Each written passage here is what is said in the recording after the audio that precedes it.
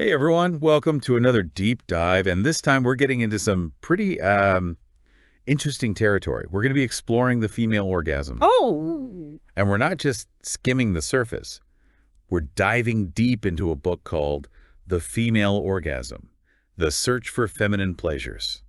definitely more than just the basic sex ed stuff. Right. We're talking about the historical context, surprising perspectives, all that. It's pretty fascinating, actually. Like, did you know that studying the female orgasm is a relatively recent thing? It didn't really gain traction until the Victorian era. Wow, really? That's kind of wild when you consider like the ancient Greeks, they were pretty open about depicting, female pleasure in their art. Yeah, exactly. So something definitely shifted between then and the Victorian era. It makes you wonder what got lost in those centuries, Yeah. all that knowledge in those different perspectives. Absolutely. Like, societal norms have always been in flux when it comes to sexuality, but the rise of certain religious and moral ideas probably played a role in silencing those conversations about female pleasure. Yeah, it's kind of sad to think about. Okay, so speaking of perspectives, the book also dives into like the biology of desire. It talks about testosterone and how men produce way more of it than women, like 10 to 20 times more. Yeah, that's a big difference. So I'm curious, could that be part of why men and women sometimes approach sex so differently? It could be, for sure. Some evolutionary biologists argue that men's higher testosterone is linked to, like, their drive to reproduce with multiple partners, which they say leads to them being more assertive when it comes to sex. Okay, that makes sense, I guess. But the book also pushes back on that purely biological explanation. Really? How so? It suggests that social conditioning is a huge factor too. So it's nature and nurture, not just one or the other. Exactly. Think about it. Boys are often encouraged to explore their bodies at a younger age, whereas girls might get, more restrictive messages about that. Right, yeah. That difference in early experiences could definitely impact how they see and experience their sexuality later in life. That's a good point. Yeah. And those societal norms, they seem to extend to how we view the female orgasm too, right? Like the book mentioned how traditionally men are expected to be the ones who initiate sexual encounters. hmm Do you think that expectation impacts how comfortable and empowered women feel about their own pleasure? Well, if women are constantly put in this passive role, they might be less likely to explore their own desires and less likely to ask for what feels good. It could also create this pressure to perform or like conform to these expectations that don't actually feel good. Right. So it's almost like there's this unspoken pressure to follow a certain script, even when it comes to something as personal as pleasure. Yeah, exactly. And that pressure can really kill genuine intimacy. Okay, so we've been talking about orgasms, Yeah. but the book dives into some related topics that people don't always understand, like the G-spot. Oh, the G spot. Have you heard about Of this? course, it's a hot topic. So is it real or not? I'm always so confused. Mhm. Well, the book, it kind of presents different views. It acknowledges that even if it exists, a vaginal orgasm might still involve the clitoris in some way. That makes sense. Yeah. I mean, the clitoris has so many nerve endings, and the function of the female orgasm is still kind of mysterious. Right. It's like evolution gave us this intense pleasure, but didn't give us a clear purpose for it. That's so weird to think about. Some theories connect it to like pair bonding or mate selection, but nothing definitive. It's almost like evolution was like, here's this amazing gift, now figure it out. Exactly. So the book also mentions female ejaculation, which is another thing that seems shrouded in mystery. Oh, yeah. There's definitely a lot of confusion and misinformation out there about that. For sure, I've heard so many conflicting things. What does the book say? Well, it makes a distinction between true female ejaculation, which involves the release of a small amount of like thick whitish fluid, and then there's squirting, which is a larger amount of clear fluid, which is actually diluted urine. Wait, so they're two different things. Yeah, they are. And the book emphasizes that both are totally normal and can be part of a woman's sexual response. Interesting. It even traces the history of female ejaculation, showing that people have been trying to figure it out for centuries, Wow, centuries. Like, how far back? all the way to the 16th century. That's amazing. It's like we're still uncovering new things about the female body all the time. Hmm. Okay, so the book also talks about the influence of pornography. And I think that's a really important conversation to have. Absolutely, yeah. Because, I mean, it can be a source of exploration and fantasy, but it can also present, unrealistic and sometimes even harmful portrayals. Right, and the book actually explores both the positive and negative aspects of that. I feel like mainstream porn often focuses on male pleasure, and female desire and satisfaction are kind of pushed aside. Yeah, exactly. And that can create harmful stereotypes and expectations, especially for young people who are still learning about sex. Right, like they might think that's how real-life intimacy is supposed to be. So we have to be critical consumers of porn. And remember that it's fantasy, not necessarily reality. For sure. And the book also highlights the feminist critique of pornography, which brings up some important points about exploitation and objectification of women. Right, and engaging with those perspectives is important. And we should definitely support the creation of, more ethical and empowering representations of female sexuality. Absolutely. Okay, switching gears a bit, I was really interested in the book's concept of pleasure practice. Can you tell us more about that? Sure, it's this idea of being intentional about bringing moments of pleasure into your daily life. And it's not just about sex, it's about engaging all your senses, like really savoring a meal, connecting with nature, or just appreciating beauty around you. I love that. It's like taking a mindful approach to pleasure, really being present in those moments and just enjoying them. Exactly. And the book argues that doing this can have a huge impact on your overall well-being. Like when you prioritize pleasure and let yourself feel good, it can boost your mood, increase creativity, and even make you more resilient. It's like giving yourself permission to actually enjoy life. Right.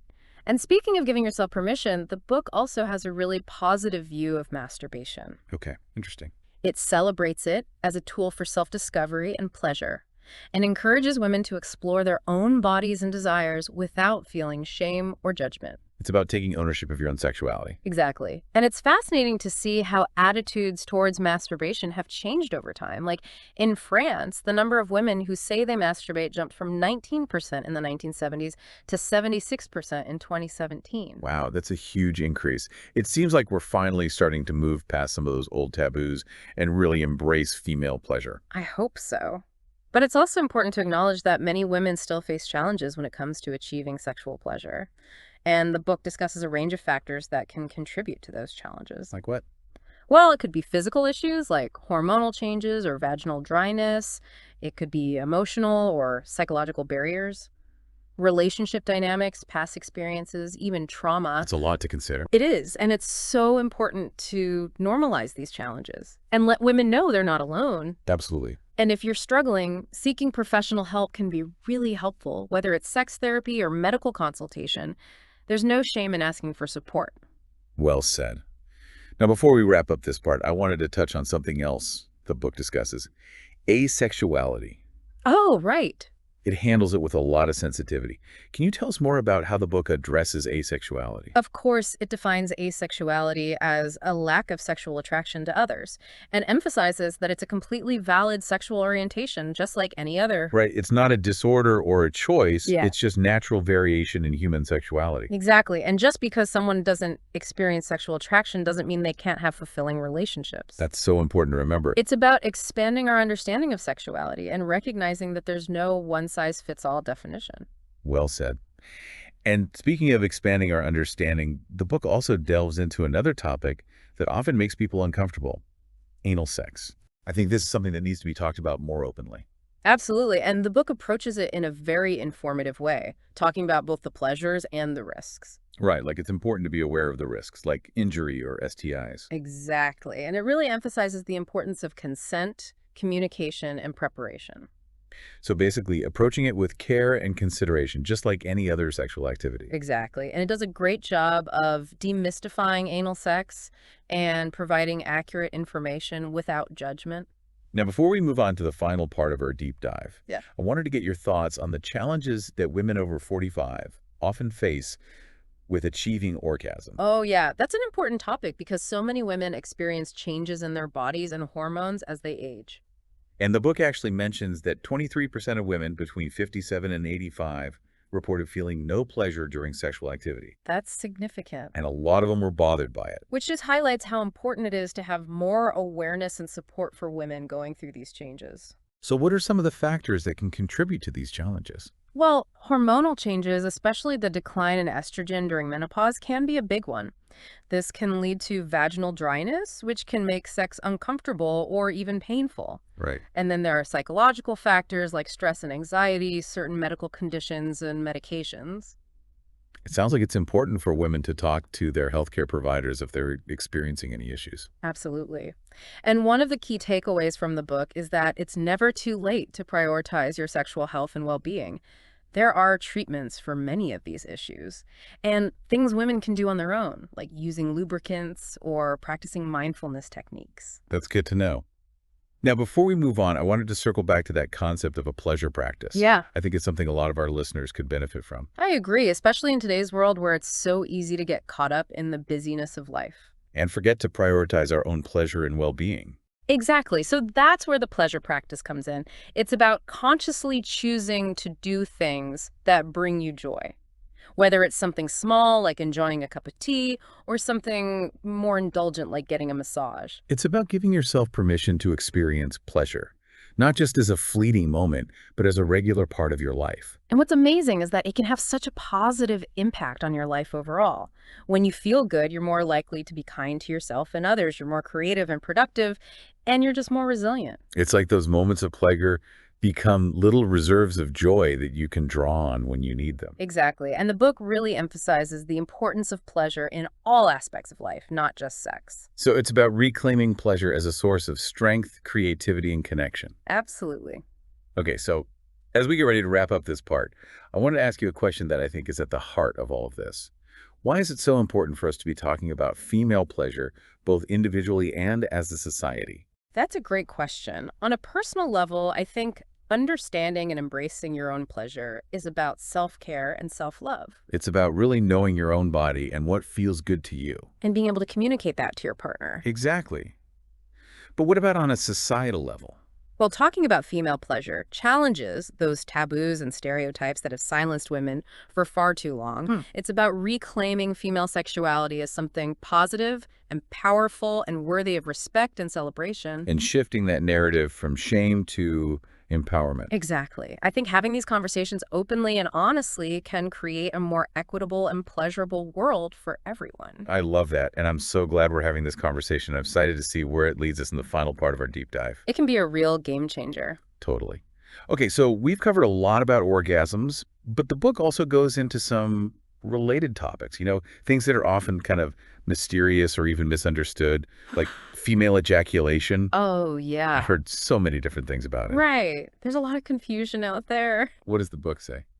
Well, first, it makes a distinction between what it calls true female ejaculation and then squirting. Okay, so what's the difference? True female ejaculation involves the release of a small amount of fluid. It's kind of thick and whitish, and it comes from the Skene's gland. Okay.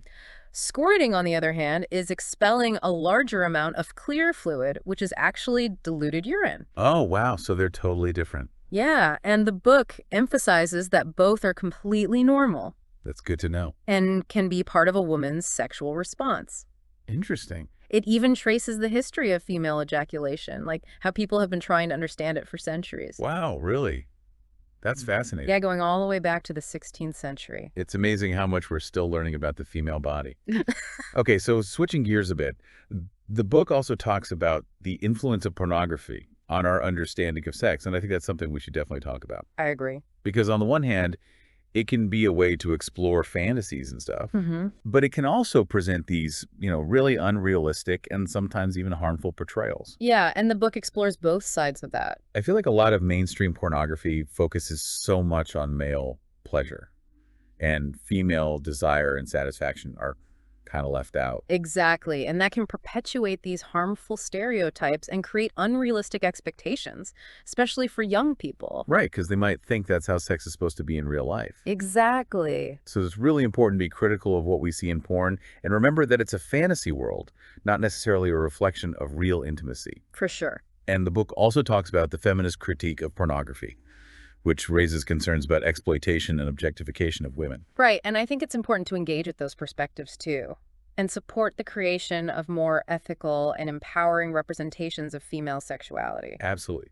Okay, so I wanted to shift gears a bit and talk about something else that really intrigued me in the book, the concept of a pleasure practice. Oh, yeah, that's a really interesting idea. Can you tell us more about what that is? Sure, it's this idea of intentionally incorporating moments of pleasure into your everyday life.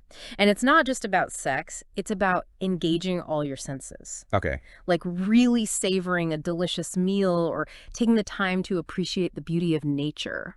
I love that. It's like being mindful about pleasure, really being present in those moments and allowing yourself to fully enjoy them.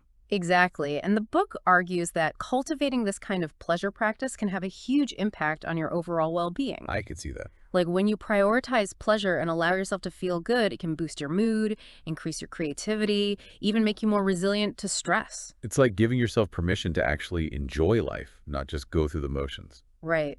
And speaking of giving yourself permission, the book also has a very positive view of masturbation. Oh, interesting. It celebrates it as a tool for self-discovery and pleasure, encouraging women to explore their own bodies and desires without any shame or judgment. It's about owning your sexuality, right? Yeah. Exactly. And it's really interesting to see how attitudes toward masturbation have shifted over time. The book mentions a study showing that in France, the number of women who confirm practicing masturbation jumped from 19% in the 1970s to a whopping 76% in 2017. Wow, that's a huge difference. It seems like we're finally starting to move past those old taboos and embrace female pleasure more openly. Yeah, and it's a positive shift. But it's also important to acknowledge that a lot of women still struggle with achieving sexual pleasure. Absolutely. And the book talks about a whole range of factors that can contribute to those challenges, right? Yeah, it could be physical things like hormonal changes or vaginal dryness, or emotional and psychological barriers, relationship dynamics, past experiences, even trauma. There's a lot to unpack. It is, and it's so important to normalize those challenges and make sure women know they're not alone. Absolutely. And if you're struggling, don't hesitate to seek professional help, whether it's through sex therapy or medical consultation. There's no shame in asking for support.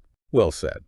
Now, before we wrap up this part, I wanted to touch on something else the book discusses with a lot of sensitivity: asexuality.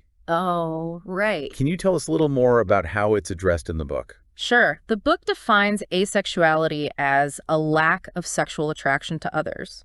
And it emphasizes that it's a completely valid sexual orientation, just like any other. It's not a disorder or a choice, it's just a natural variation in human sexuality. Exactly. And just because someone doesn't experience sexual attraction doesn't mean they can't have fulfilling relationships.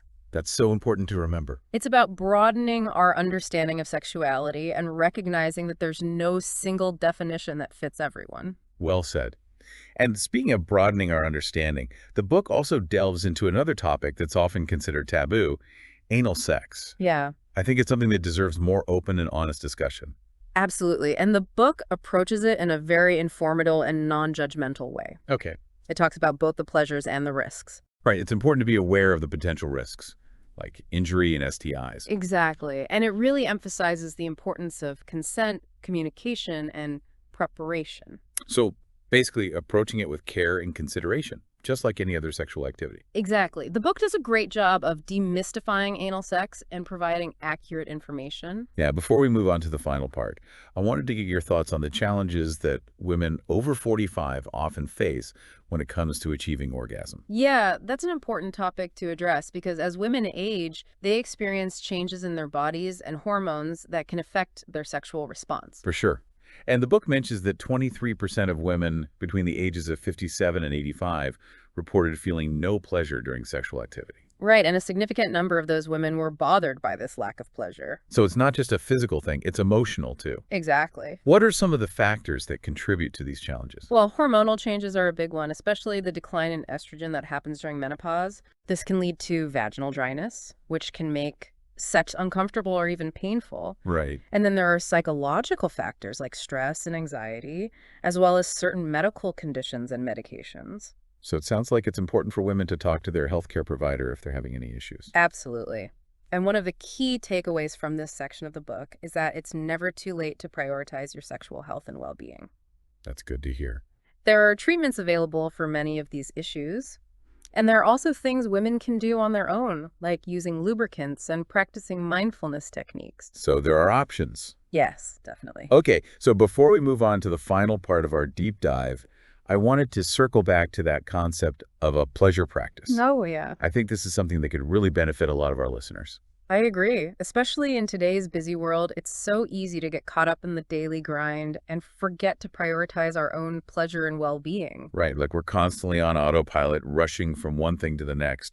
Exactly. So that's where the pleasure practice comes in. It's about consciously choosing to do things that bring you joy, whether it's something small like enjoying a cup of tea or something more indulgent like getting a massage. It's about giving yourself permission to experience pleasure, not just as a fleeting moment, but as a regular part of your life. Exactly. And the amazing thing is that cultivating this kind of pleasure practice can have such a positive ripple effect on all areas of your life. How so? Well, when you feel good, you're more likely to be kind to yourself and others, you're more creative and productive, and you're just more resilient in the face of challenges. It's like those moments of pleasure become these little reserves of joy that you can tap into when you need a boost. Exactly.